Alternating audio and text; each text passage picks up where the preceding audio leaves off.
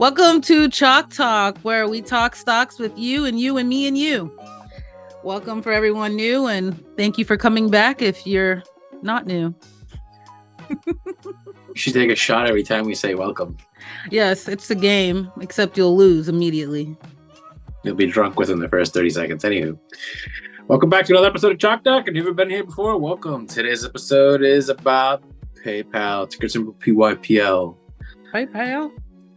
But yeah, it's a PayPal update. Our last episode on PayPal was episode 26.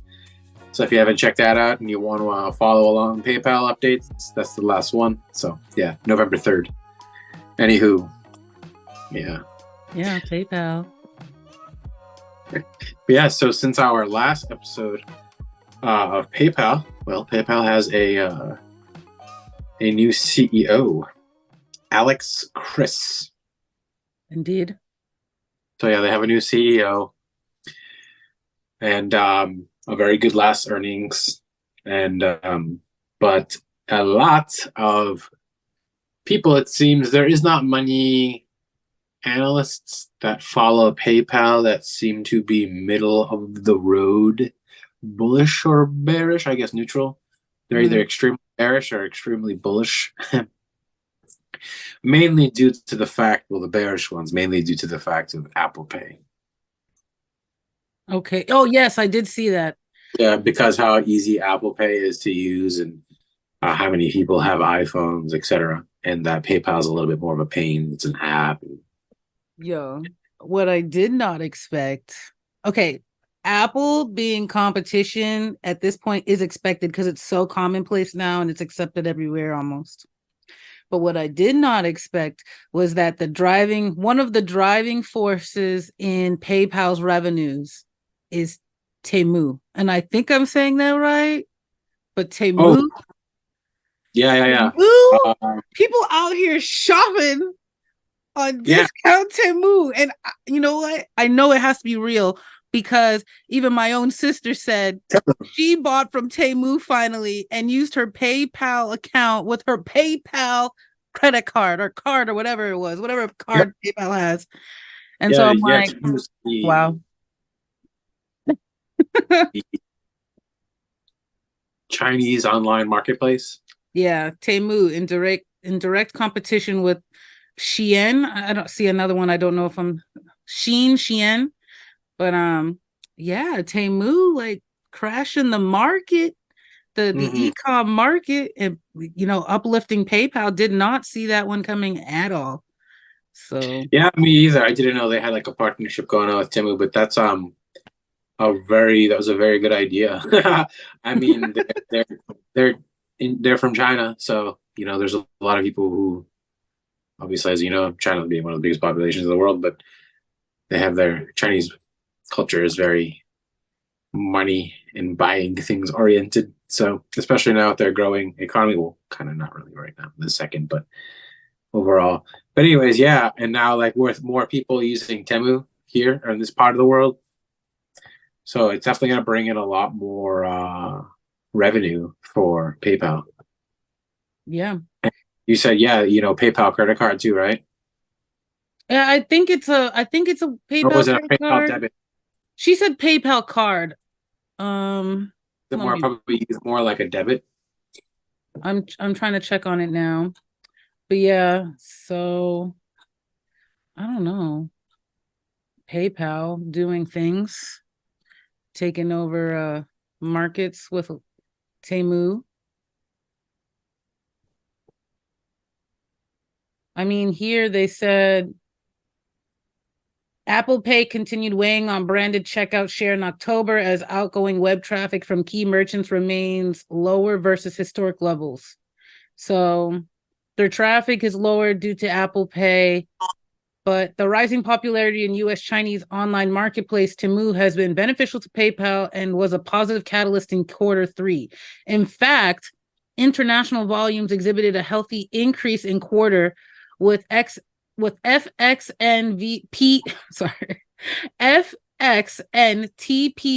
total payment volume growth of 19%. So it's like a They do struggle, but they survive due to Temu type of deal. Hmm. But yeah, I don't know. Apple Pay is, I did not think I would see it like taking over as rapidly as it did. Well, I mean, 135 million Americans have an iPhone. Yeah. And if you can pay with just tapping your phones, then why not, I guess. But I don't know. That's why I feel like PayPal more and more is going to explore other avenues and different ways of adding revenue to their company. It But says here, sorry, it says PayPal cashback MasterCard. 3% cashback when you check out with PayPal, 2% cashback on all the purchases, $0 annual fee. So I guess PayPal has a MasterCard, and we already talked about MasterCard before. mhm. So we know that MasterCard is also making some money off of Temu, which is helping PayPal, which is helping MasterCard. So a lot of cousin plays here potentially. Or cousin movements or family movements. I don't know. What Cousin. do we call it here? I don't want to call it a sympathy play because I'm not talking about chart plays or anything, but I mean, Yeah. But yeah. And also what you sent an article about the IRS. oh yeah. Do you use PayPal or Venmo? The IRS is giving you a break. So this is CBS News. The IRS is giving a break to people who receive more than $600 via Venmo, PayPal, or other payment apps this year. So it doesn't specify, but it's using Venmo and PayPal. The agency on Tuesday said it's again delaying the implementation of a 2021 law that requires payment platforms such as Venmo, PayPal, Cash Apps to send tax forms called 1099-Ks to anyone who received more than $600 in the current tax year. Mhm. So I always kind of wondered. So overall, $600 for the year. I mean, I don't know. I saw something that stood out about that. It says some Republican lawmakers said the IRS second consecutive delay is a sign that the $600 rule has generated confusion and is unworkable. So because no one knows for real, I mean, well, maybe not no one or anyone, but very few people seem to understand what the implications are of this new law, that even lawmakers are like, this law is not workable. It's not usable. So we'll have to like reword it and write it again or something like that. Um, yeah, so, and I even hear the concern. Some Republican lawmakers say the IRS second, oh, no, sorry. At the same time, Republican lawmakers had decried the plan as government overreach and argued that it could hurt people who rely on payment apps to reimburse friends and family members. So it's like $600. Who are we talking about? Does it affect? Like, if I just send money to and from my friends for random things, am I going to be, impeded upon? So, So I mean, really, I it's just think that's overall confusion, and they're just pushing it back. yes. I mean, but I think that's why it says here that it says instead the IRS will rely on pre-existing threshold more than 200 transactions that exceed 20,000 in income for sending 1099-Ks in early 2024 or completing the current tax year's returns. Yeah. So I think they're raising that from $600 because they realized that they would have had to send 44 million 1099-K forms. Yeah. People don't really realize it's mostly just for people who use it to conduct business. So if Mm. you're like selling, according to the article, so if you're like selling things on eBay casually, if you're buying stuff from like a yard sale, like small stuff like that, like technically you're supposed to be reporting your income from everything, but the law wouldn't, this law wouldn't apply to you. It's more applicable to people who run businesses using Cash App, Venmo, PayPal, etc. So then, um, now it says reporting threshold raised to $5,000 for 2024. In a key revision to the law, the IRS said that starting in tax year 2024, it will transition towards the new rule by increasing the reporting threshold from 6,000 to 5,000. That means people who receive more than $5,000 in payments via PayPal and other apps in 2024 would receive the 1099-K form in early 2025 to complete their 2024 tax returns.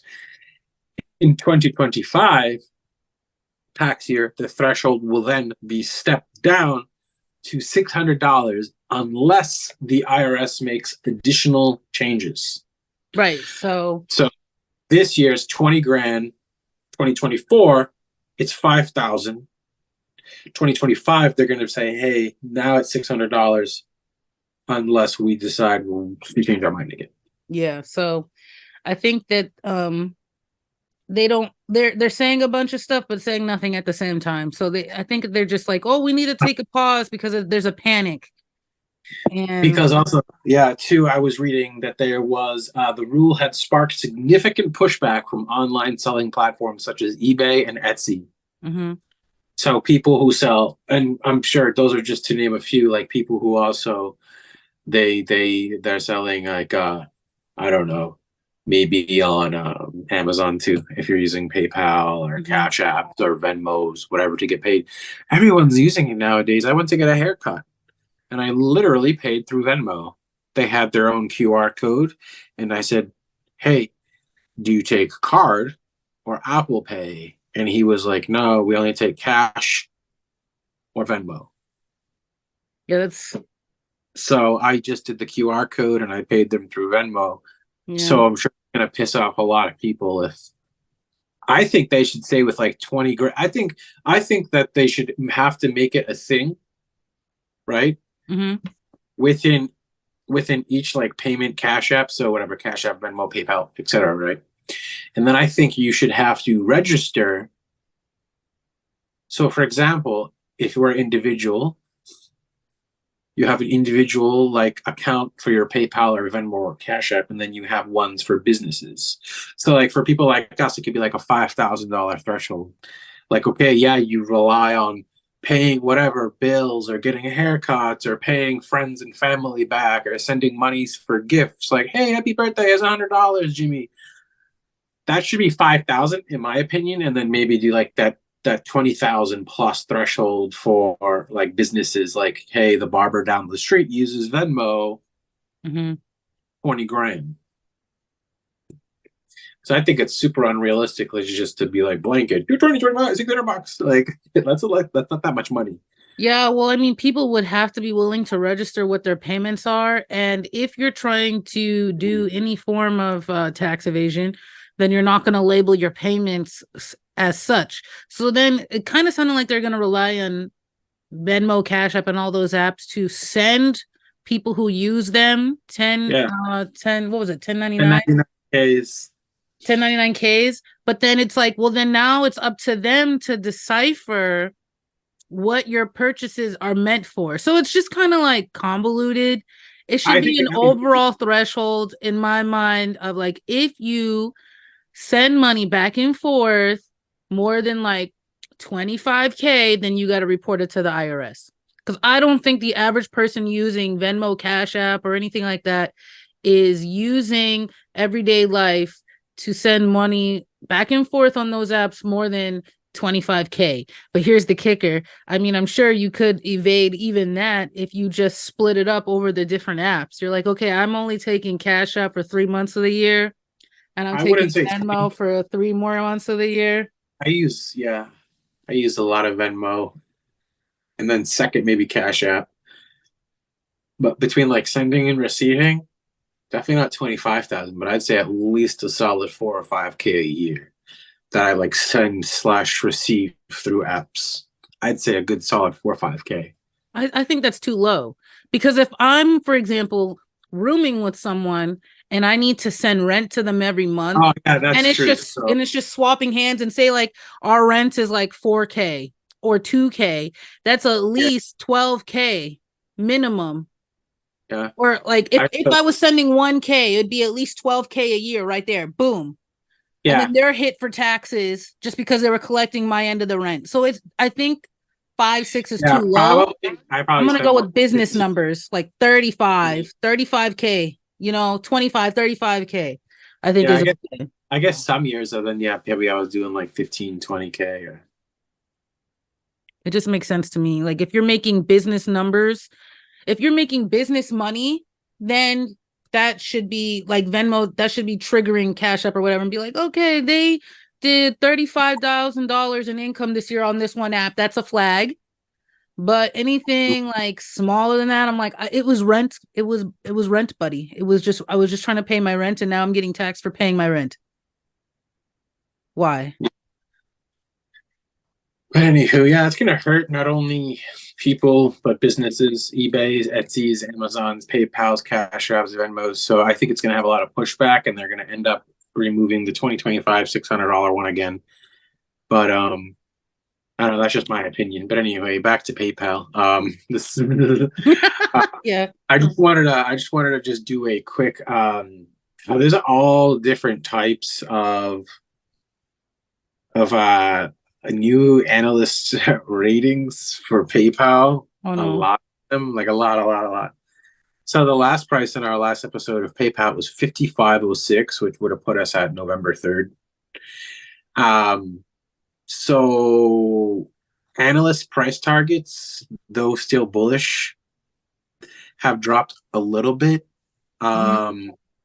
Just a little bit. The high now is 118 and the average is 75.24 with a low of 55. Today, the day before Thanksgiving, it's closed at 56.34. Mhm. Yahoo Finance. So Yahoo Finance is usually known to be, like I said it before in many other episodes, they're usually more conservative, but they're still with a 25% ROI and a 1 year target of 68.74. And since last episode, we've seen a lot of price volatility. So last episode, it was like I said, it was at 55.06. Yep. Then we saw a little bit of a pop to $60, and then it had a sell off back down to 52.97. And then it proceeded before and after earnings to have two $8 pops to $60. And now it's kind of just trading in that $56, $57 range. But one of the articles that I was reading and then you read from earlier, they have other different price analyst targets. And it's saying for the 12-month forecast, so Yahoo is a 68.74, but apparently the analyst rating average for Mhm. a 12-month forecast is 84.17, which would put us at a 48.87% upside. And then a 2025 price target of where was it? I forget the 2025 price target, but I believe it was around $95. So they're saying this time next year, 2024 price target 84.17. With Yahoo, a bit more conservative of 68.74, and then a 2025 price target of $92. But I don't think they're accounting in that. I'm going to mention this just quickly in this episode, and then again in the next one of our next episodes. And this is all hypothetical and Mhm. speculative, which that's what investing is. Okay. But me, if I was to buy PayPal, I'm buying it for like 3 years out, and I'm holding it because Mhm. I don't think a lot of these analysts are accounting in for the potential, like I've mentioned in other PayPal episodes, for PayPal to heavily get involved into crypto. Now with Binance Okay. market, like a lot of people aren't gonna really trust Binance as much. They just had like how many, over 1 point some odd $billion removed from their exchange. And I think a lot of that's gonna go to Coinbase because it's like your next safe bet as a centralized exchange. But I think with PayPal and its brand and its like staying power and its name, if it really like gets this like stable coin, like I said in last episode, in the coming years, and they like say like they see this opportunity, like, oh hey, maybe we can do something, then I think this market cap and that price target is going to be way over $92 in the next coming years, especially with a crypto bull run. If they can get in like nice, and like they can really start grabbing some of the market share in crypto with now Hmm. with their coin and everything. I think like if they can really start selling at least like the top 10, even just something basic, you don't have to sell hundreds of coins and tokens, but like for the average person, if you could be like, hey, these are like the top 10, top 12, like we sell Ethereum, Bitcoin, Shiba, Dogecoin, whatever, Cardano, XRP, Okay. Solana. I think that this could be a $100+ billion company. So, or market cap, I should say. But right now, I believe we're sitting somewhere. I don't know the market cap right now, but it's definitely not 100 billion. It's Uh, 60.74 billion. yeah, I'm sorry, 60.74 billion. Is that what I said? I think so what I just said. yeah. The market cap. Oh, okay. Here, you looking at the free float or just the market cap? Just the market cap. 60.74 billion. Wait. The top it says 60.74 billion. Yep, 60.74 billion. So yeah, I could definitely see this adding another 40%, which kind of puts us out at that 48% price target for next year. So definitely, I think this is could be $100+ billion company. I mean, the all-time high. Oh, no, I shouldn't say the all-time high. I don't have the all-time high number here, but the 52-week high is 88.63, and I think it's going to go past that plus some. I could see this definitely being $120 a share price in about 2 years, maybe. Okay. I'm trying And to see. and I mean, with all that extra cash, if they're smart, I mean, if this company like they could, if they could pay like a dividend, oh man, forget it. Well, I'm trying to see what some of their other competitors are doing, right? So Block Inc. apparently owns Cash App. Cash App is trading things like Bitcoin and stuff, right? So if Yeah, I go to Block's, uh, let me see, Square Block or SQ. Let's see how they're doing overall. They closed at 59.02. And I mean, they've got a green month according to Yahoo. Overall, they're kind of hurting a little bit overall. Let's see. yeah, Over and they're listed as overvalued. So, it's I don't know what else they own, so it might not just be Cash App in that situation. But I mean, if PayPal did its own thing, I think you're right. It does have potential. Um, yeah. Trying to Especially look with at others. stablecoins. Yeah, Stablecoins can bring in billions of dollars. So yeah. I mean, I'm pretty sure that's helping them right now. If it can yeah, really take off. hmm yeah. I think if they can like pivot a little bit, or maybe try to figure out a way to implement PayPal payments. Maybe if they could come up with some sort of like I'm pretty sure they have a platform. partnership with, I don't know, some other like phone company or something, to be like, hey, you use PayPal on your phone as like the payment processor or something. I don't Yeah. know. I think that's Again, their next step, definitely, because they just launched the stable coin. So I'm sure they're in the works. I'm sure there's some see, I'm conversations and curious. some talks going on behind some doors. Yeah, I mean, and also too, I've been reading, the average volume for PayPal too has been significantly increasing over the last few weeks. So Yeah. PayPal's been a positive stock. in the news Yeah, recently. many So people, yeah, the news likes it. yeah, many analysts think it's very, very undervalued right now at its $60 billion market cap. And like I said, I mean, 52-week high is 88.63. So, I mean, that puts you at what, 30, almost just south of $31. Hmm. So, from a 52-week high. But yeah, that's PayPal. You got Yeah. anything else to say about PayPal? No, that's it. That's a PayPal update. That's a PayPal update and a little bit of news, a little bit of Yeah, new IRS CEO. discussion. Yeah, new CEO and stablecoin. Let's see what they do with it. And I don't know. I'm definitely gonna keep following PayPal. I want to see what they do in the coming year.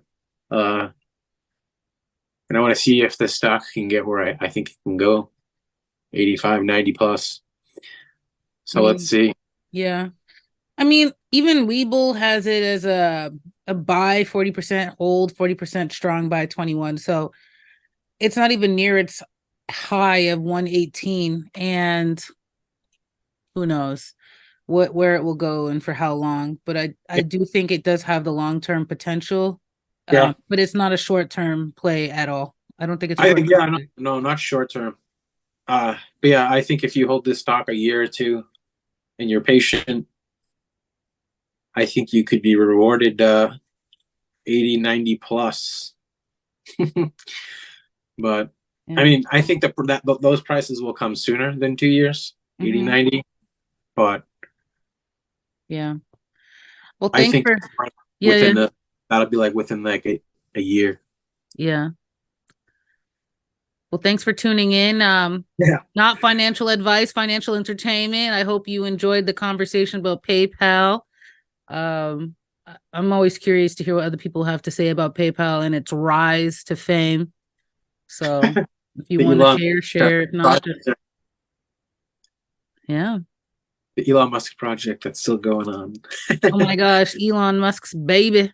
He's like $60 billion poop. He's like, oh, look what I oh, Yeah. look how you're grown. Anyway, on to other things. He doesn't. I Yeah, don't even start think he's checking. $700 billion Tesla and then SpaceX. Anyways, that's another episode of Fact Talk. Fact Talk. Thanks for tuning in. Thank you for your time. Please like, share, and subscribe, and help support our tiny, teeny little channel until maybe a very Thank medium size. you. Thank you. All right. Well, until then, happy Thanksgiving to the people who celebrate. If this comes out by then, Yes. and if not, Happy holidays. happy holidays, happy Kwanzaa, Feliz Navidad. Check you in All the right. next one. Bye. I gotta figure out how to finagle it. Finagle's a word. I don't really like it. It always rhymes with bagel. That still doesn't make me feel better. Bagel the bagel. Let's get this party started. Like, No, let's get it started. In probably gonna buy. We should have just talked about Maybelline. Maybe it's Maybelline. yes. It smells like bananas and mangoes. No, I'm kidding. Okay. Anywho. You rascally rabbit. What was his name again? Yosemite Sam. You don't remember Yosemite Sam?